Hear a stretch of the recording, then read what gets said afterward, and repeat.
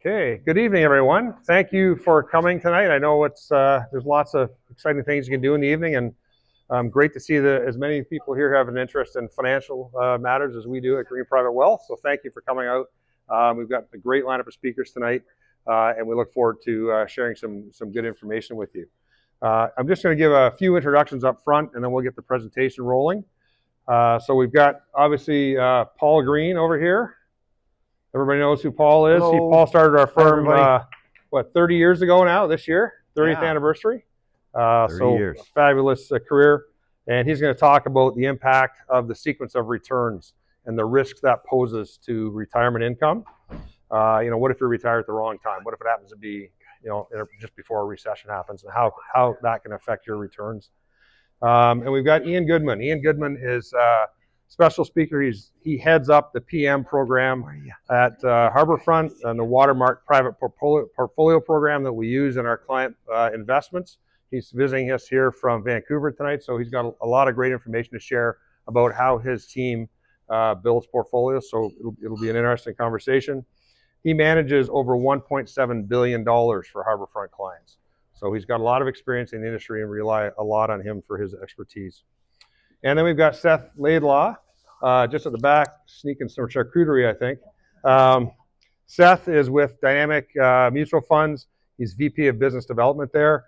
And he's going to share with us one of their unique strategies that we've utilized in our portfolios currently and in the past to help protect client portfolios from volatility, while at the same time getting good equity market returns. So those are the three speakers tonight, and I'd also like to take a minute to introduce members of our team, if we can have them all step in the room. There we go. We've got Chris DeRoe right here. Chris is a financial advisor with our firm. He runs the Burlington office. Him and his wife Tina are responsible for that part of the operation, and we're super glad to have him here tonight. We've got Brad Winlaw, who's the other advisor in the Woodstock office. We've got a number of his clients here tonight, so thanks for coming, Brad. And we've got Dan Timmers, who's Client Service Associate in our Woodstock office. And at the back, we've got Carter Roswell, Client Service Associate in Woodstock. And then we've got Alex Gilmore, who's just joined us, and he's working out of the Burlington office, but we're all taking turns training him over the last couple of weeks. So great to have him join the team. And my wife is here somewhere. She's my best cheerleader, sitting back here. And thanks for coming tonight, Deb, and putting up with this. All right, so I'm going to, without further ado, I'm going to bring Paul up to start the presentation. All right. Thanks, Dave. Got it.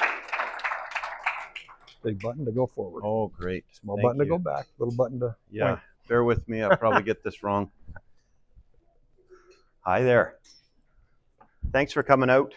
I know this is always a barn burner to learn about investments, the markets, the economy. Usually draw a much larger crowd than this. Clearly, is there a football game tonight? No, I'm just kidding.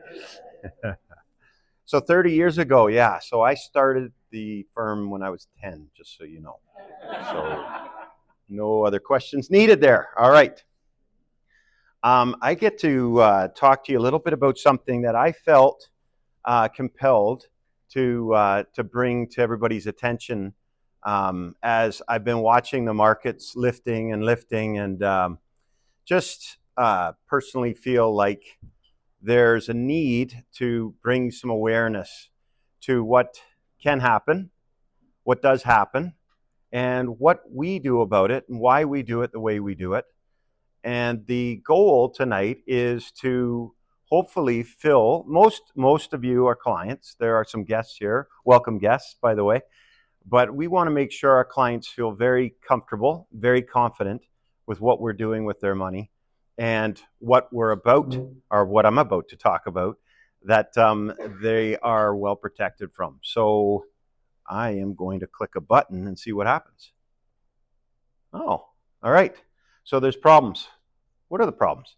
Well, mainly the problem when we talk about the stock market, and if we were to specifically talk about a market, it would probably be Big Brother down south, the S&P 500, the 500 largest companies in America, which happen to be global companies, and they really represent a pretty good swath of what's going on out there. So the market, investors can become very unaware of the impact of bear markets, of negative markets, kind of significantly negative markets, and what the impact is to their portfolio and therefore their retirement income. So I want to shed some light on that. Specifically, these, I don't know if we've got a little laser, but anyways, secular bear markets, the kind of bear market that lasts a lot longer than people want them to last. They kind of go up and down, but sideways, and you don't make money for an extended period of time. And then just the last part here is really just how we find that the majority of people that are invested mainly in the retail space, so almost everybody invests more of the retail. So what I'm talking about, institutional investing is more like pensions and endowments. Okay, so if you can think of Canada Pension Plan or Teachers Pension Plan, that's institutional investing. Retail is more like mutual funds and ETFs. And if you happen to run your money yourself, you might get into stocks and whatnot. But the retail product, typically you find people have far too much exposure to the stock market, and especially when we get into these difficult markets, and they don't fully understand how that can permanently affect them and their lifestyle. So I want to shed some light on that. Is there a laser on this? Oh. Do I have to hold this? I do? I really dislike that. Anyway, so what are we talking about? Secular bear market. So this chart, basically that's 1930, so call that 90 years, this chart. And we have three distinct bear markets. The Great Depression type situation where we have up and down, mainly down, finally back up, but flat. No returns over that period. Then you get into the 60s and 70s. Again, up and down, but flat. And then the last one was 2000 to roughly 2013 until you got your money back. And these bear markets last on average roughly 15 years for the full extent of them. And that can be a big problem. And we're going to get into that in a little bit. But I'll tell you, our industry is really good at talking about long-term how stocks and the stock markets do very, very well, because it's true. They do. In fact, on average, the S&P, what am I doing? The S&P increases by roughly 10% a year over extended periods of time. So when you get these very flat markets and then you get the upward lifts, these lifts are quite a bit more than 10. You can see 11, 15, 13%. And our industry loves to talk about that, because who wouldn't? If you're in the business of selling, you want to talk about the positives, of course, right? But it's not always positive, and we're not going to dwell on it all night, but we are going to make light of it, or we're going to shed some light on it, and we're going to then talk about remedies and what we do about it, okay? So the next slide, this one, I don't expect you to see all the details because that's not the point of the slide, but the question is, how bad can it get? Like, how bad can a stock market, like, what are we talking about? It's pretty bad if you don't make money for 15 years, right? That's not great.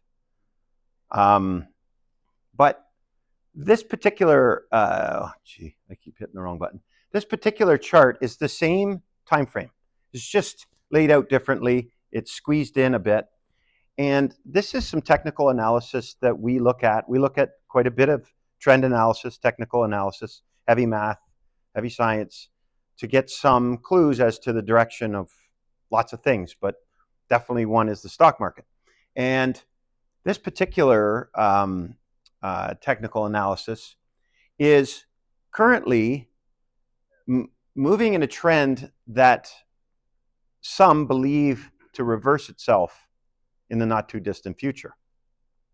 We don't talk about time or timing because we don't know. We don't know when things are going to go bad, and we don't know how bad they're going to get. It's very difficult to know this. But some technical or technicians believe that there's evidence based on lots of history that there could be a reversal in the S&P 500, the market, that could take us significantly lower over a period of time. Now, what does significantly lower mean? Again, we don't really know, so we don't talk about it that much. But there's one particular analyst or technician that is fairly well followed, and they are talking about 75% decline. So that's not good. 75%. What could possibly happen where we have a 75% decline? It's not overly important. We're not going to dwell on that tonight. The fact is, it's possible. These things are possible. They're not just out there as a whatever, no chance. No, there is. And people need to be aware of this. Could be much less than that, and it could take a lot longer down the road for this to happen. But if we go back a chart, which I think I might be able to do, we could see evidence, clear evidence that this happens, and it happens more frequently than we probably want to have happen. So if we are close to retirement or retired, and we have, say, 20 to 30 to 40 years to live, you're almost certain to get into one of these secular bear markets.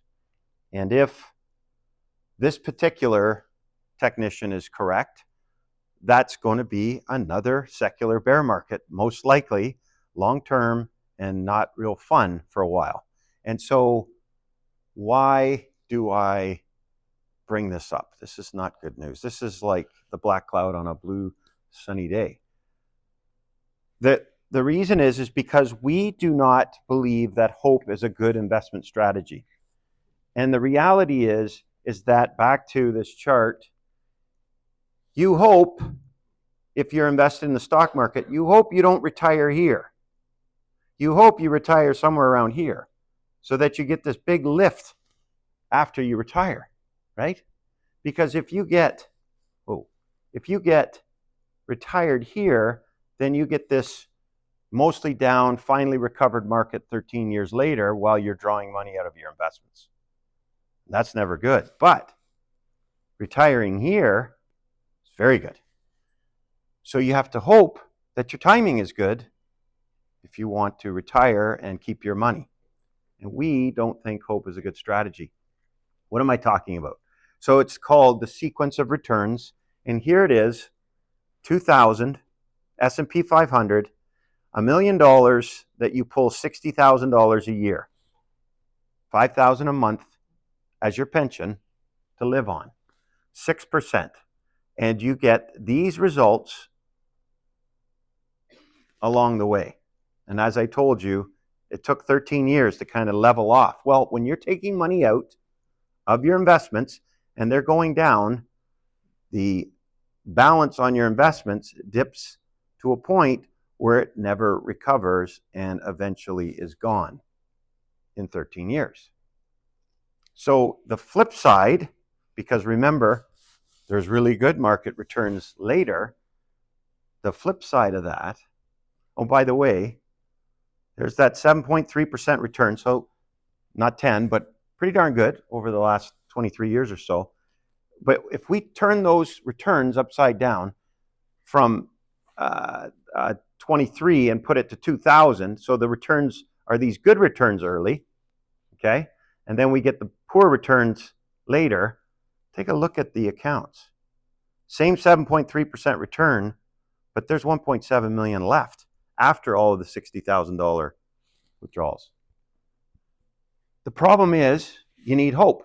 You need to hope that this happens. You need to time it properly. And that's not our strategy. So we're going to talk about how we do things. We brought Ian from Vancouver to do this, and he's going to come up right now, and he's going to explain a few things about how we do it. Ian, are you on?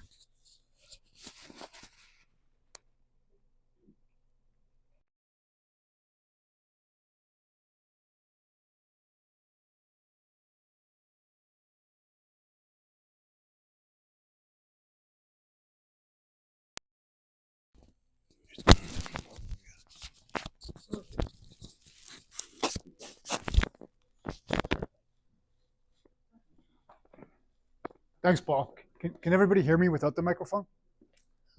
We good, or microphone? I'll go without it for now. And if I'm not loud enough, just let me know. So thanks for coming out tonight, and thanks Paul and team for having me out here. Thanks for spending your Tuesday night listening about the exciting finance world. Yeah. So Paul's sort of painted a picture, but we'll go over how we construct the portfolios and hopefully minimize this. So yeah, we'll go over the portfolios and how we're gonna try and minimize these situations.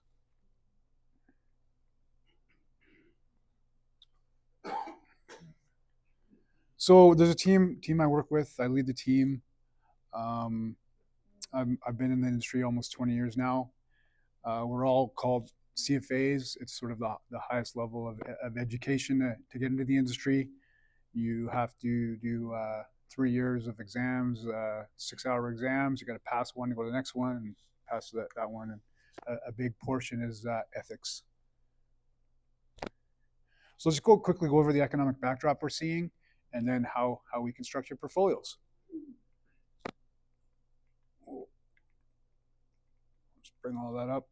There we go. So a little bit of geopolitical risk right now, in the Ukraine, Israel, potentially in China. So what are they fighting over? Oil, and in China potentially computer chips. Computer chips, semiconductor chips are pretty much in everything now. Taiwan is where most of them are produced. So it looks like China wants to go there and get those. And then you got other stuff happening, and then a lot of it's all over energy transition as we move to green. How quickly can we do that? So with all that, there's the end result. We got some supply chains that are maybe moving back to North America, and probably energy goes higher in price. So we got some potential long-term inflationary structure. So even though right now, if we look at the past 6 months to a year, inflation looks like it's coming down, but over the long run, we're seeing things that might keep it higher than normal. And then another thing keeping inflation higher than normal is we chose the U.S., but Canada's chart's very similar. The debt is rapidly increasing. Our governments are spending too much, and foreign countries who have typically been, lenders to America don't want to lend money to America anymore.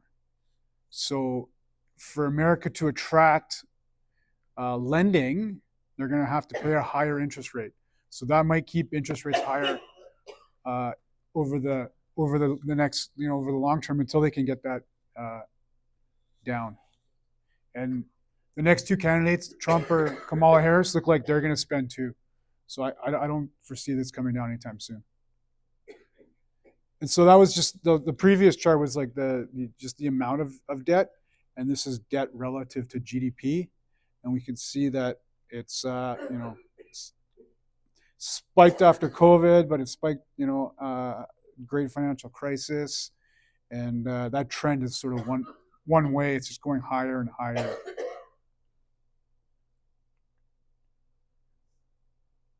this is sort of the other side of the debt. So after the great financial crisis, central banks tried to keep interest rates low.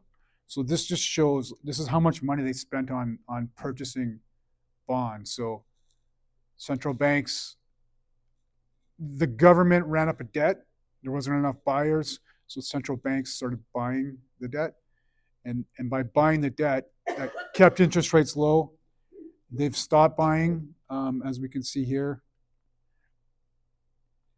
Again, if they continue to not buy, that's just taking a buyer away, so interest rates likely will stay higher.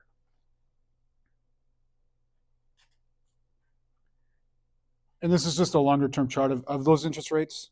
So, it's sort of like a 30-year downtrend, and then it spiked when inflation spiked the past couple of years, and it's settling in here around 5%. And these are just normal interest rates. So again, over the long run, we don't think interest rates are coming back down to 0%. Those, low mortgages, the free car loans probably are not here to stay. In the short term, if our economy continues to do, Canada's economy hasn't been doing great. So in the short term, over the next year or two, if we're not doing so great, interest rates might come down. But over the longer term, we think interest rates are going to be a little bit higher than they have been over the past 10 years. This is the U.S. core inflation, so it's back down to 3.2. This is as of last month, but it has been sticky, and it was like the last print in the U.S. was higher than expected.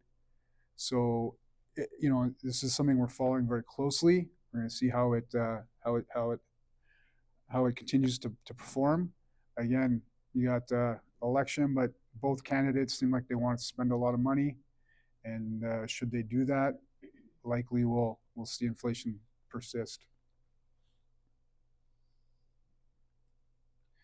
Employment is strong. This is the U.S. here, pretty much the lowest unemployment. Canada's right behind it, but it has been turning higher. So it's strong, but it is weakening.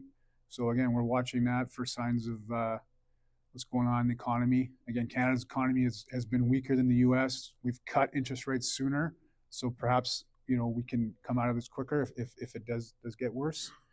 But we continue to watch employment, and then this is called the Consumer Sentiment Index. So it kind of just measures how consumers are doing in the U.S. and you can see they've the whole inflation has really hit. Hard as you guys have probably seen it. Food prices tripling. Gas. I mean, I'm in BC. Gas is like $1.80 a liter. It's crazy, right? People can barely afford to live. I think this is the last chart I have for the economy here, and this one's just measuring how economic data is coming in versus what was expected. So you got all these economists around the world. They're like saying, employment rate should be this, inflation should be this, and then the number comes in, and it's either better or worse. And so for the last couple of years, it's been worse, right? It was good, and then data was, the economy was doing worse than expected, and it's turning back up now. So maybe they're too pessimistic, maybe they're right on, but the economy has been improving. So this is something we watched. We want to see how the economy is performing versus expectations, and it has been picking up a little bit. So potential interest rate cuts maybe are being priced in. People are thinking, okay, it's going to get better. Central banks are reducing interest rates. So another chart we watch. And then lastly, we watched the valuations on the whole. Paul talked about the S&P 500. It's kind of small, but this is the valuation. So it's called the price earnings multiple. It's the price you pay for $1 of earnings. And right now it's at 27, which is pretty high. Like, it would basically take you 27 years if there was no growth to get your $1 back. that's not a great investment, right? So there is growth, that 27 would average maybe like if you company's growing earnings, then that comes way down. You get your money back quicker. But right now it's 27 and a half, average is around 21.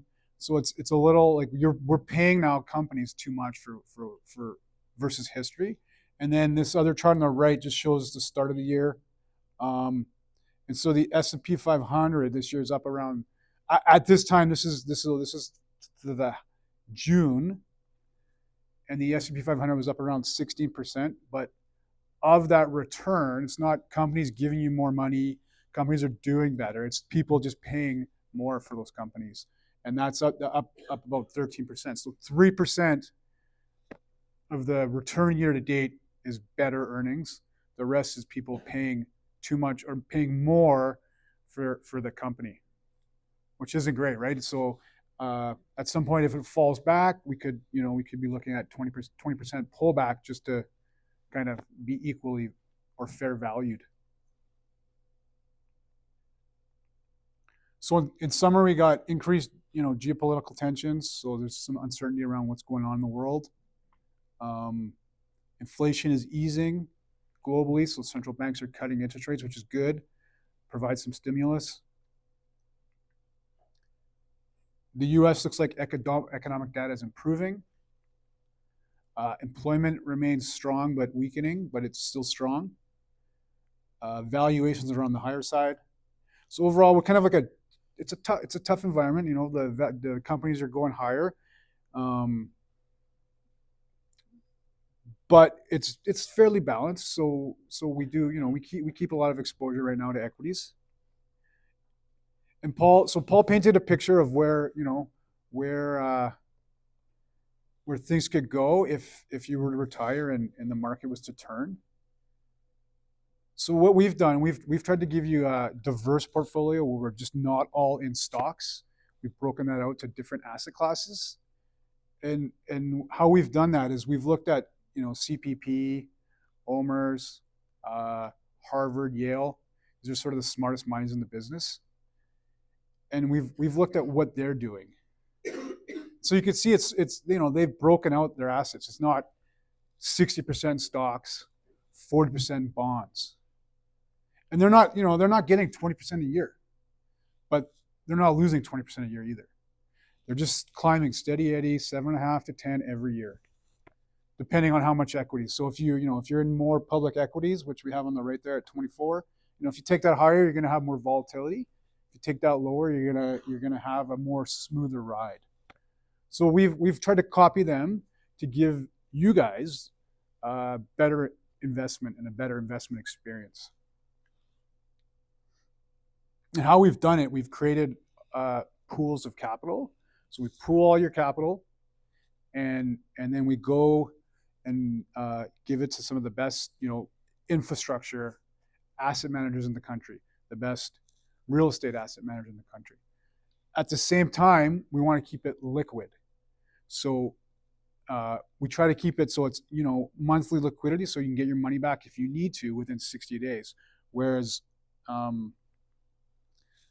CPP, those things are like when they're in infrastructure there or real estate, those are 5 to 7 year holds. So they can't get their money out for 5 to 7 years. Went too far. So we're trying to find a balance. So we as a firm have created these pools of capital to make it easily accessible. And then we've taken those pools and we add real equity, and we take out equity when we think it's too risky. So if you're in a balanced portfolio with the green team, this is what your portfolio currently looks like. So 50% is not in equities. It's in what we call, our alternatives. So it's in infrastructure, real estate, private equity, and private credit.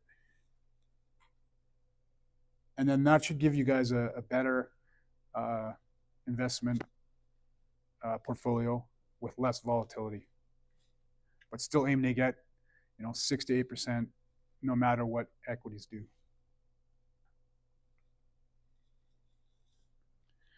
And an area of strength for us is the Canadian housing fundamentals. This is a little small, but we're seeing a surging population growth, which we all know. I think last year was a record immigration.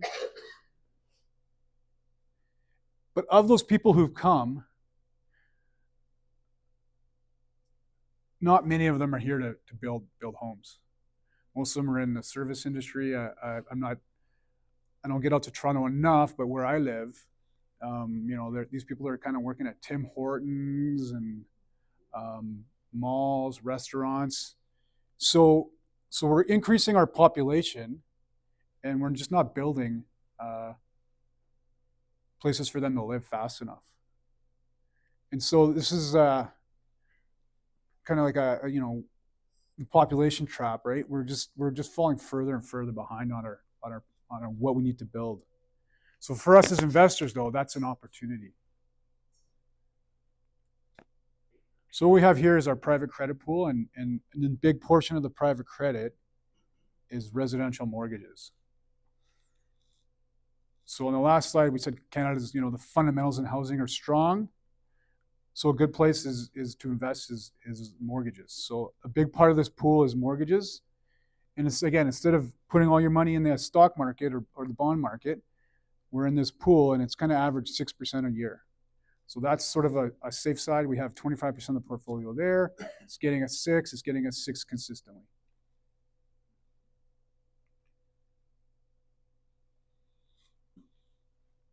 Then on the equity side of real estate, we have a real estate portfolio. So mostly apartment buildings.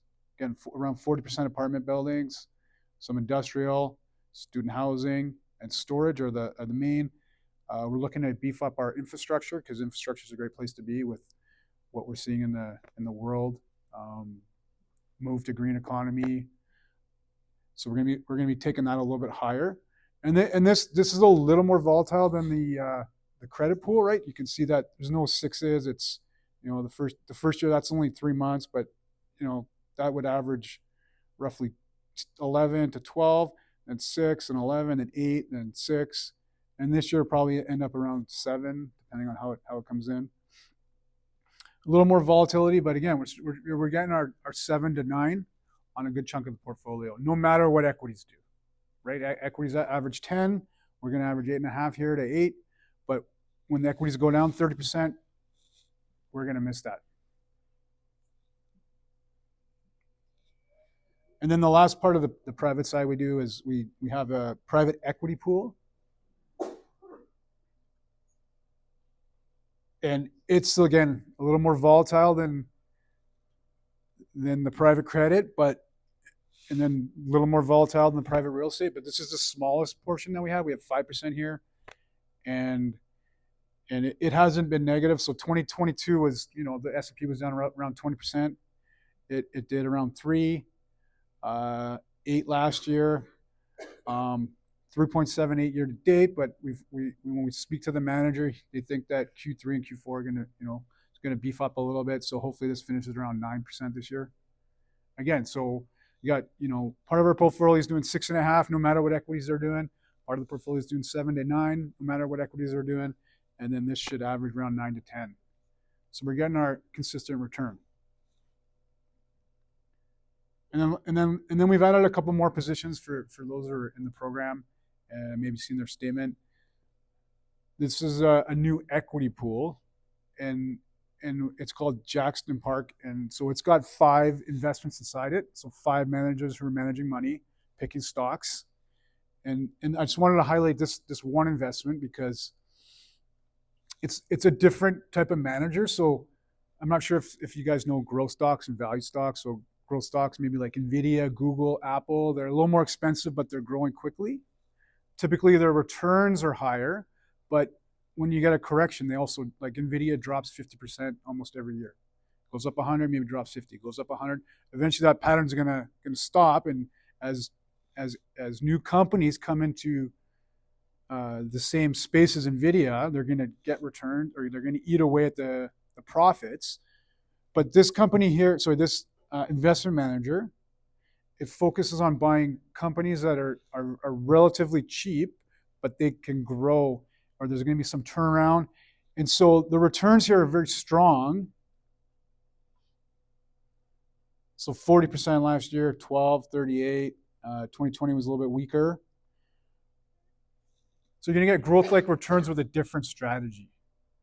So if we have 3 or 4 growth managers complemented with this, it should beef up your portfolio. But when growth is going higher, maybe value's not doing as well, like in 2020.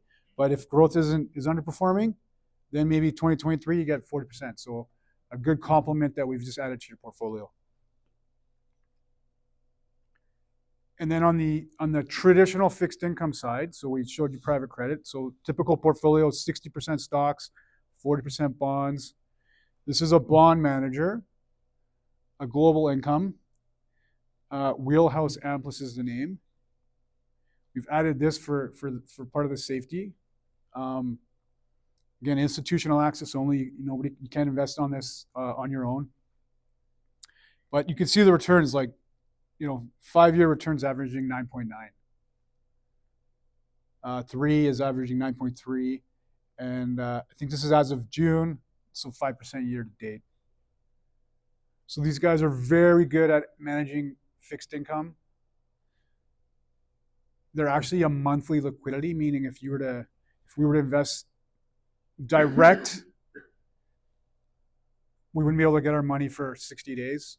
But we've pooled it with a couple other investments, and if you guys need to sell or redeem some money, it's daily, so you get your money the next day. So we're looking forward to having this in the portfolio and hoping these returns continue.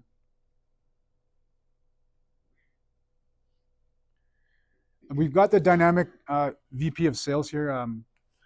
He's going to come up and speak to this investment a little more. I'll just run through it. So in our balanced portfolio, it's a big portion. Last year was a great year. This year's not as strong, but still 12.8% year to date. It's called DXQ, Dynamic Active Enhanced Yield. Basically, they sell insurance on stocks. So there's a market called the options market. You can sell contracts. These guys are very good at it. So really briefly, they're selling insurance that the stock market won't, not the stock market, but a stock. So Apple won't drop 10% in the next month. They're going to sell insurance. Somebody might pay $2 to say, hey, I want that insurance. So these guys take the $2, they put it back into GICs, and on average, just doing that, if the S&P if Apple wasn't to drop, the yield on that's around 10%. And Seth will go more into this. But it's a good way to play the downside. So every month you're just taking money, and then they're doing some stock picking on the companies they like. And again, it's averaged a good return with very little volatility. And then the last position we have is so we have this DXQ that we just talked about. This is like a risk measure. So DXQ's got a risk of 6 and a return last year of 20. So very, very low risk, good return. We have TGED, which is more tech stocks. They also do write some options. So they also sell some of the protection that DXQ does. But they're looking to grow quicker. And so we can see that they have a higher risk around 16, but an average return of 30. And so we do have a little bit more juice in the portfolios there, but this is a smaller part of the portfolio, and should things look like they're going to turn around, this TGED will probably be the first position we sell. But compared to competitors, it's still a good investment. Again, 30 with 16, and this is one of the competitors. BMO looks like they've got a higher risk and a lower return. So these are two good investments that we continue to hold for now. So when we wrap it all up again, coming back to the final slide on the balanced, we have a very good balanced portfolio, 40% in equities, real estate and infrastructure, private credit, fixed income, and a little bit of private equity. So good asset classes, not just two stocks and bonds. Your portfolios are well diversified. And how is it done over time? So 2019 is when we launched the real estate pool. So we had the real estate credit, and this is when we started marketing it. So 2020 we saw this massive drop. The portfolios didn't drop. I think they were down 2% that Q1 of COVID. And on the upside, we don't go up as fast. But when we protect your capital, we don't need to go up as fast. 2022, same thing. I think actually at the end of the year, your portfolios were flat, and the S&P was down like 20, and bonds were down, I think, around 10. So a balanced portfolio was down around 15%, and we were flat. Now we haven't had the same return this year, but we're still roughly 8% ahead over time with less risk.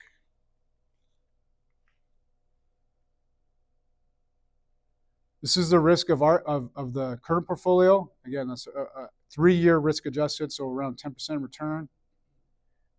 The risk measure is 4. All the others that are on that previous page, so all those others, are taking twice the risk. Your portfolios are moving twice as much.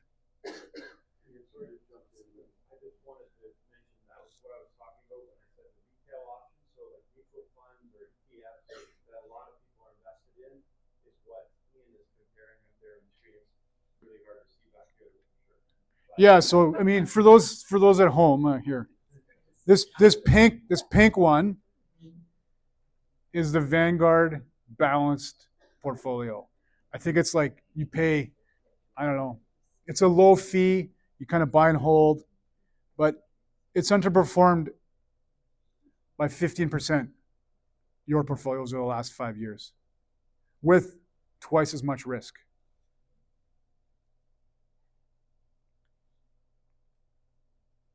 Do you want me to take questions, or you want to talk later, Paul? Okay. That just says if I'm wrong, it's my fault, not my firm's fault. Come after Paul, not me.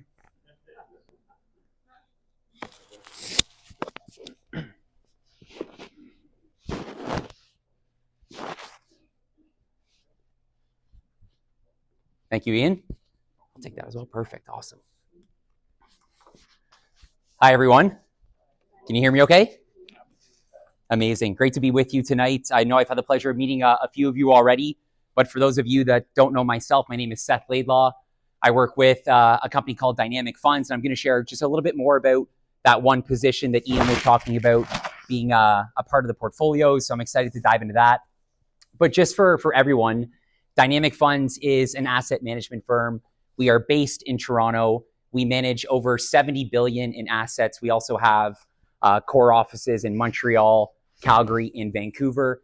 And the foundation of our firm is active management.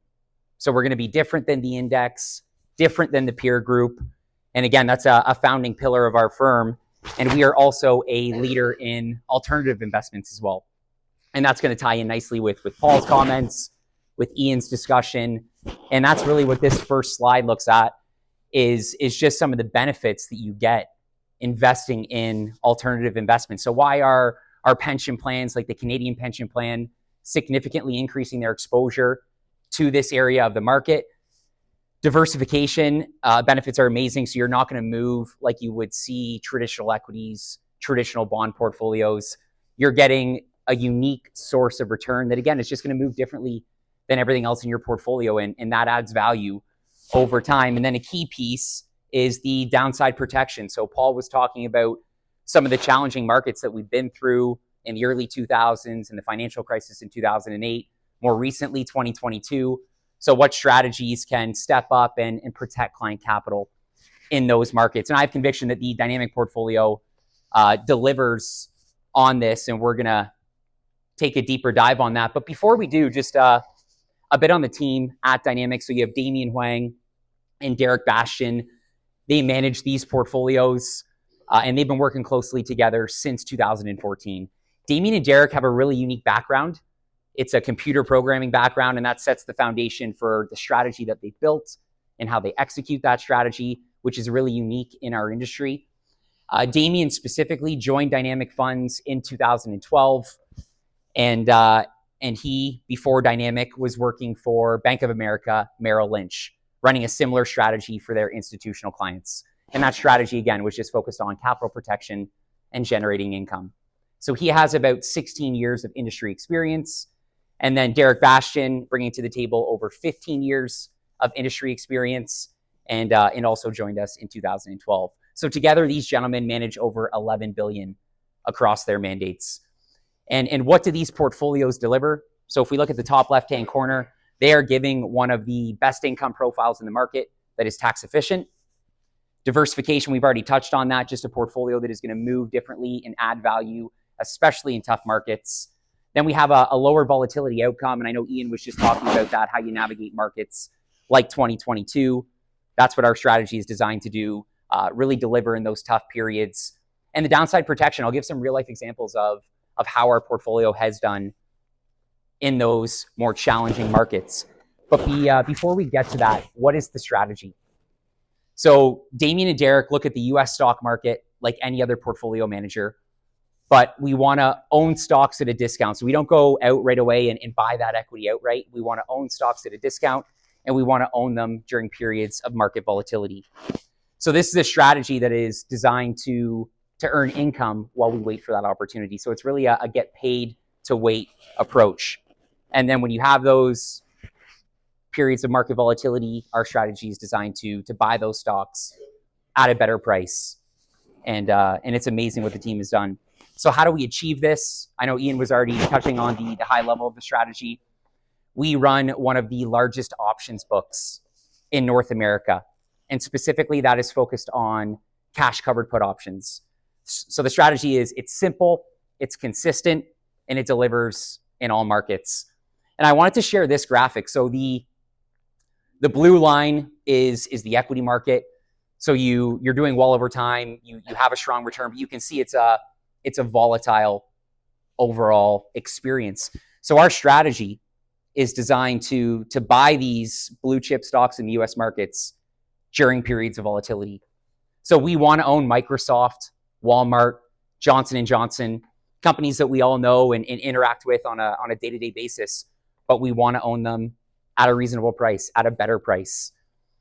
And a put option is just a way to achieve that. It's essentially just a contract that says, we'll buy Walmart $10 lower than where it's trading right now. So Walmart's trading around $80. We would write that cash covered put option at $70 and earn income while we wait. And then we have the option to buy that stock at a better price if the market presents that opportunity. And the cash covered component is crucial as well. That just shows the conservative nature of our portfolio. So when that situation potentially takes place, we have the cash on hand to take ownership of that stock. And that's a big asset in our portfolio. And as we have these higher interest rates in our market, when we're sitting on a larger cash position, that cash is earning much more today than what it was 4 or 5 years ago. So that is a great tailwind for the portfolio. And back to that example just quickly, if Walmart never falls to $70, the option expires, we just write another one, and we earn more income. So we're really leaning into the income component of the mandate.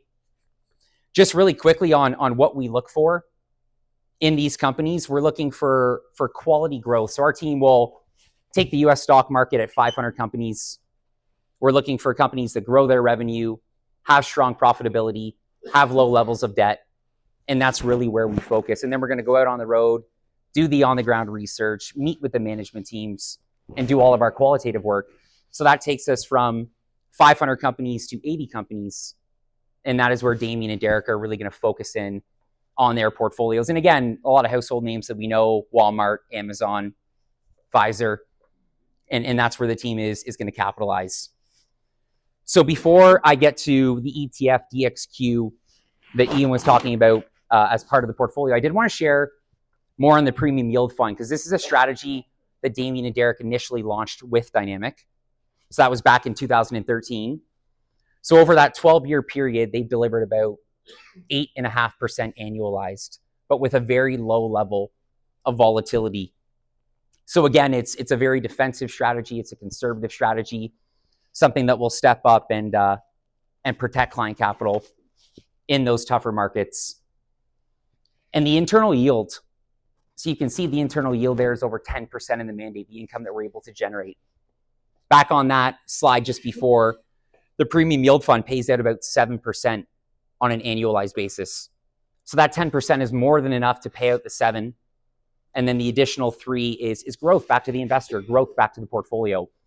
So they have an incredible income profile. And again, it's all delivered from that strategy that we just worked through, the income strategy. And then you can see we have a long equity bucket. It's about 15% of the portfolio. And that's just over time, us taking ownership of these companies that we want to own at a better price. And then from a sector standpoint, we're diversified. We're not going all in on one area of the market or one stock in the market. We want to diversify our risk. Back to our high-level conversation about the benefits of these investments in a portfolio. That's really what we're looking to do in our strategy as well, is to manage risk. And there's a beta figure in the bottom right-hand corner. That lower beta is just essentially something telling you that it's defensive. It's going to move less and again, protect when we have periods of volatility. Just really quickly, how does the strategy actually deliver on that? So we've worked through what the strategy is, and we're writing these options usually about 10% below where that stock trades. So that's your initial buffer, your initial layer of defense within the mandate. And then Ian was talking about the portfolio insurance in our strategy as well. We just take 20 cents and we buy a hedge on the overall market. So, Paul was commenting on the 70s, the early 2000s. This is just a second layer of defense to help protect when markets go the other way. And my apologies, I know this is a little more challenging to see, but what this chart shows us, I just wanted to show you an actual example of what this fund has been able to achieve over the last 12 years. The light gray bar is your US equity market, also known as the S&P 500. And it's showing you every pullback over 2.5% for that market since we launched this fund in 2013.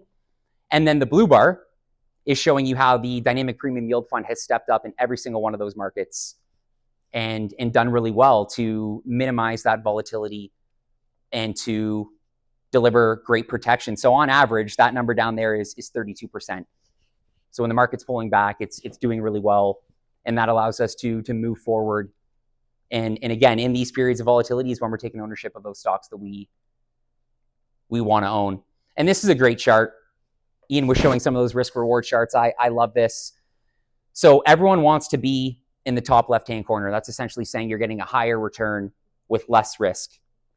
So the equity markets over there in the top right-hand corner, you can see the S&P 500. Great return profile. That comes with a high level of volatility. Bonds are in the bottom left-hand corner.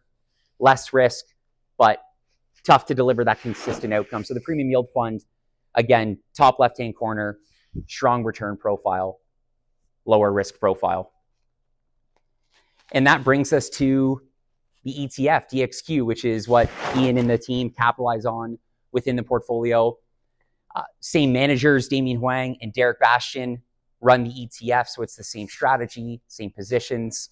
You'll notice one key difference. We have a little bit more in the long equity bucket.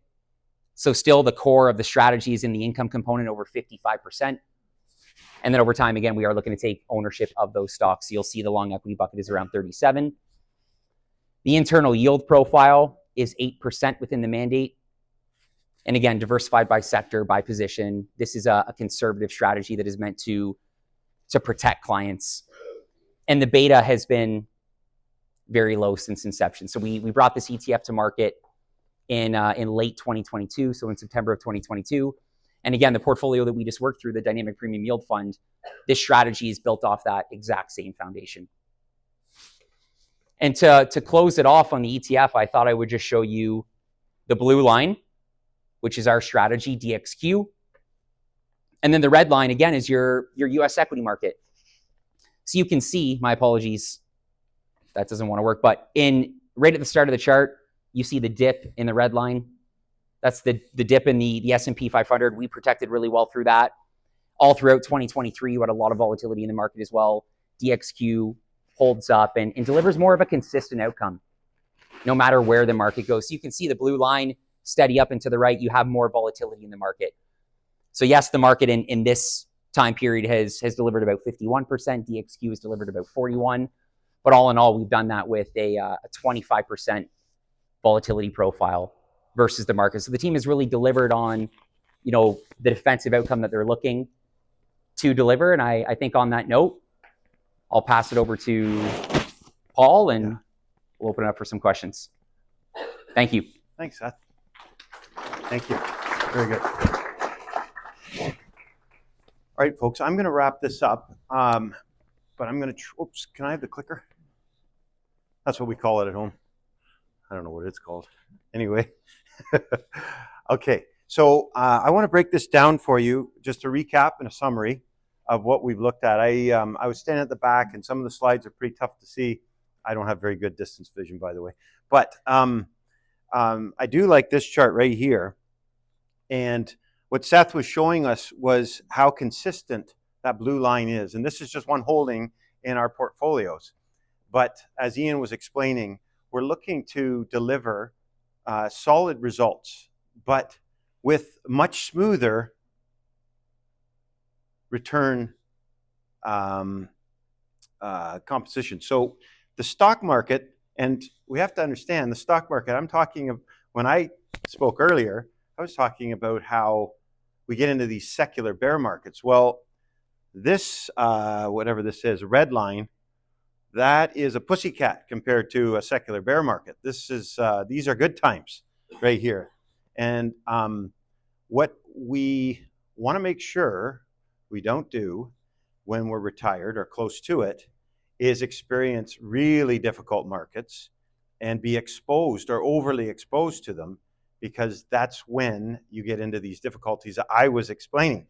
So Ian was talking about, and if I click quickly, I will get you to the slide. But what Ian was talking about was our balanced portfolio, which many of our clients are in. It's a very conservative, very smooth ride, and by design. This is, when I was talking about institutional money management versus retail, the retail investments typically hold stocks and bonds in their balanced portfolios. And you get the smoother ride of the bonds and the not so smooth ride of the stocks all mixed into one, and this is your result. And if you are invested in these types of investments, and we get into difficult markets, when I showed the slide pulling $60,000 a year out, you're pulling your money out of these funds as they're declining significantly. Where in our portfolios, there we go, the pointer, Rockridge Private Debt or Private Credit, Forsyth Private Real Estate, for example, those two real asset pools that Ian talked about represent roughly 45% of the balanced portfolio. We're drawing our clients' money monthly out of those two pools. I don't know if you could see the charts, but there's rarely a negative result on a monthly basis on either of these two pools. And if it's negative, it's barely negative. If you're pulling your money out and you're down 30 or 40 or 50% in the stock market, and therefore your balanced fund is down maybe 20, 25%, you're pulling money out at those deep declines. If you're pulling money out and it hasn't declined, no harm. If the stock side, so where are we here? Some stocks. So Jackson, Percy Harris. And it says here roughly 40% in stocks. So that 40% in our balanced portfolio that's in the stock market, it's going to do its thing. We are going to manage, Ian and his team are going to be on top of that, and will reduce exposure if things are starting to look a little out of hand, i.e. a bear market or a secular bear market. But regardless, there still will be some exposure there, but we're not drawing money out of those investments. we will probably start buying as they significantly go down, buying more. But where our clients' income or their draws are coming from are the extremely steady part of the portfolio up here, all right? And that's how we protect our clients from these, running out of money. And as I talked about, the hope strategy, we hope we don't get into a secular bear market early, because we're a little long in the tooth from the last secular bear market. It is coming. It's not an if, it's a when. And so we want to be prepared for that. Do we think it's happening tomorrow? No. Do we know when it's happening? No. So we want to have this strategy that protects us in all the markets. Okay? And back to results. And this helps in terms of the volatility or the declines. But again, not only, this was COVID. That wasn't fun, but it was quick. It was really quick.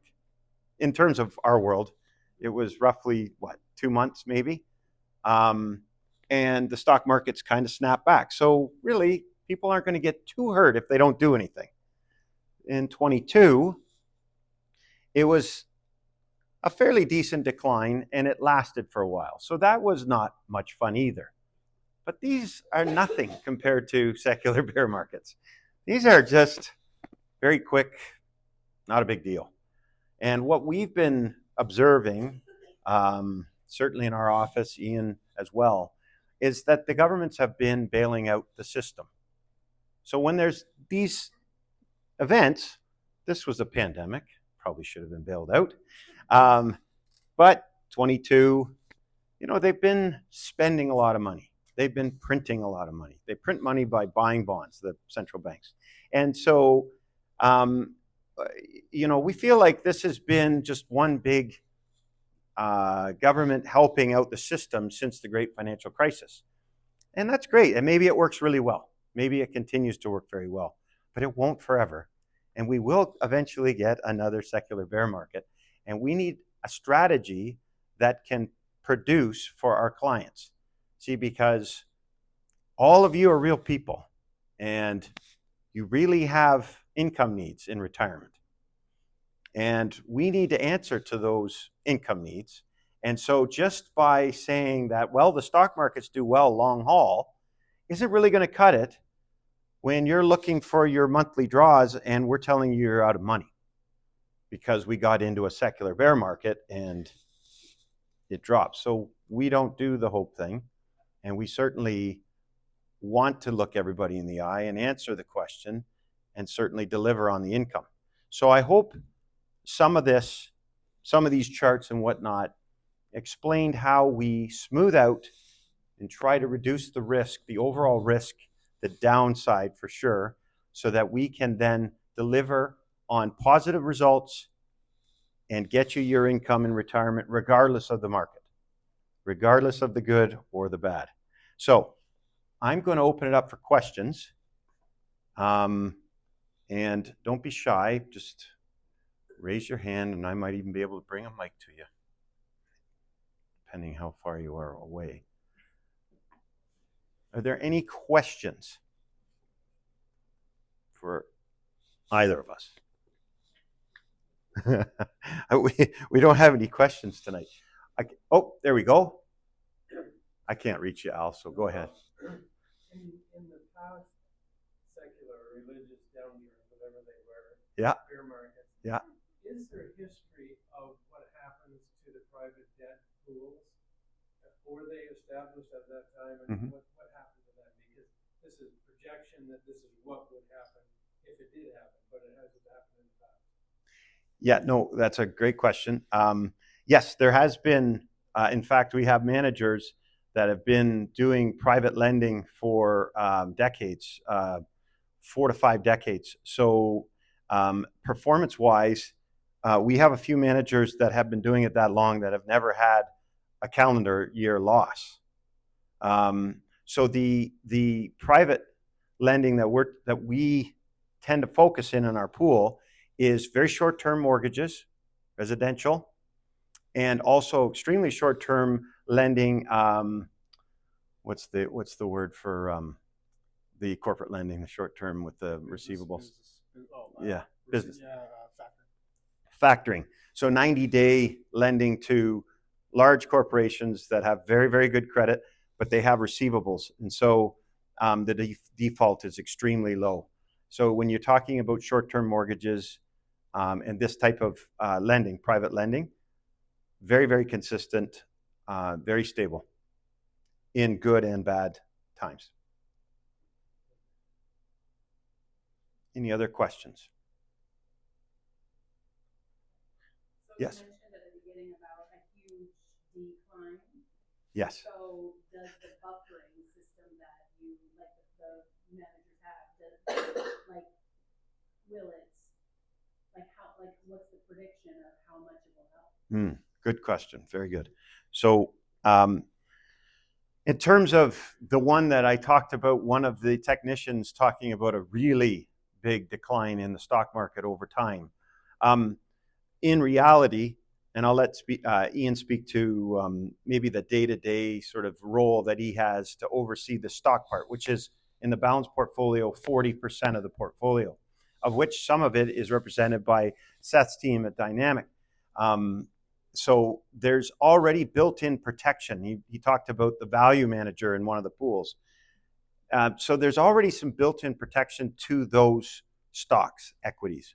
But on top of that, Ian will make adjustments to the weightings and reduce if he sees real danger in the markets. Not completely, but will reduce the exposure. And then look to add back when there is recovery. Because whoever you talk to, typically you're not going to get a stock market that's just going to fall straight down without some up trends as well. So there's money to be made in even those type of markets if you're agile enough and not just buy and hold through. But also beyond the stock component, that's only 40% of the portfolio. The other 60% has a very good chance of making actually good results, decent results through that kind of situation. If stocks are out of favor, what that means is that money is moving away from the publicly traded stocks, okay? So the stock markets. Money's coming out. Well, that money's going somewhere, okay? And so, we would strive to be invested in those areas and making some money in those areas, okay? It's a little oversimplified, but it's actually true. So, Ian, on the day-to-day, when you're seeing the stock market declining, what are you looking at in terms of, I know you were showing a lot of the economic indicators. Are you looking at technical work as well? Yeah, so we look like a lot of sentiment, we didn't talk about it, but there's a lot of money that's traded by computers now. It's insane, actually. It's on the margin, that's what drives the market higher without explanation. So when I showed the chart of people are paying more for companies this year, and that's most of the return this year is just people driving up the price of stocks. Earnings aren't better; they're just driving the price. Money's going in, so we're looking at that. And then when the markets do turn, there's things called moving averages, and I don't want to get too technical, but when they fall below and then they can't get back above, that's a sign that money's leaving the market. And then typically in those situations, we'll take that, so that 40% that's in equity, we'll take it down. In 2022, we actually, quote unquote, say put a bet on, but it's portfolio hedge. So if the S&P goes down 10%, the position we bought went up 10%. So in 3 weeks, we put a position on, not a big risk, like 5%. So by putting that 5% of the portfolio into a bet that the S&P goes down, essentially we took the market exposure, the stock exposure, from 40% to 30%. Really quickly, that trade for the 1.7 billion that we run, it's the most liquid. The S&P 500 futures, it's called, the index ETF is the most liquid trading security in the world, and like literally to buy like 50 million of that took us 30 seconds. Anyways, it went down after 2 weeks. We don't want to push our luck. We, some 10%, perfect. We got out. Can we, is there some signs that it's going to rebound? Maybe not yet. Okay, maybe we just stay in a HISA for another month. Is the HISA great? No, but if the market's going down 10 and we're in a HISA, that's okay. High interest savings. Yeah, So sorry, high cash. interest savings. Yeah, Yeah. cash. Cash. Yeah, cash. Yeah. So yeah, I mean, like high interest savings are 4.3% a year. So that month you're earning 0.3 to 0.4%, but the market went down 10. Well, those are things we're gonna do, and then you can buy back at lower levels. It's really easy what he does, by the way. Go ahead, Steve. Our residential mortgage is a little safer than they were in 2008. Can you guys speak a little bit about that piece, and is it easy to move in and out of those positions if the defaults start increasing? I'll let you. It's not, but those It's not easy to it's get. not easy to get out. I think maybe the biggest holding in that pool has been around since like 1980, and when the financial crisis hit, the banks weren't lending. They were still lending because they had capital, and they got to lend for a higher interest rate. Now, the mortgages, like Canada didn't get hit as hard as the U.S. Number one, and number two, they have a 50% loan to value. So if the house is $400,000, the max they'll loan is $200,000. Number one, and then they're doing credit checks all the time. So these loans are typically 15 months. So it's could it happen? It can happen, but is it likely that Canada's housing market's going to drop 50% in 15 months? It's very unlikely. I don't want to see that happen, by the way. I mean, if that happens, there's bigger problems. I don't. Stocks. I really don't want to see that happen. Everybody's homeless. And, Big problems. But good question. All of you can ask questions. There's plenty of us. Look at all these jackets here. Look at that. Good looking fellas. Anyway, lots of us to answer questions individually. If you've got some questions, you just don't want to, air it out in front of everybody. But they are very good questions so far that have been asked. And I'm hopeful that we accomplished what I said we were trying to accomplish tonight, which is to make sure that you're confident in your portfolios. Like, again, we highlighted the balanced portfolio, and the balanced portfolio is one of our main portfolios for our clients' holdings. But we want to make sure that our clients understand why we build these portfolios the way we do, why we don't chase the stock market results. The stock market results aren't that important to us. We obviously enjoy it when they do very well, but we know the other side to those. And so that's not something that we're willing to do on behalf of our clients, because I've experienced, as you saw, 2000 to 2013, I experienced that whole thing in real life. And I have to answer to all of you. We all have to answer to all of you. And so we feel very comfortable and confident in answering to you with the portfolio that we have and that Ian's team runs for us. I would not be at all comfortable if you were exposed 60 to 70 to 80% to the stock market right now, because I truthfully wouldn't be able to answer the question, are we going to have enough money in retirement? I wouldn't know the answer to that, other than I hope so, which is not what we do, right? So I'm going to leave it there. Thanks again for coming out. Appreciate the time that you took to come out tonight. And like I said, we're going to stand around so you can ask us any questions. All right. Thank you very much.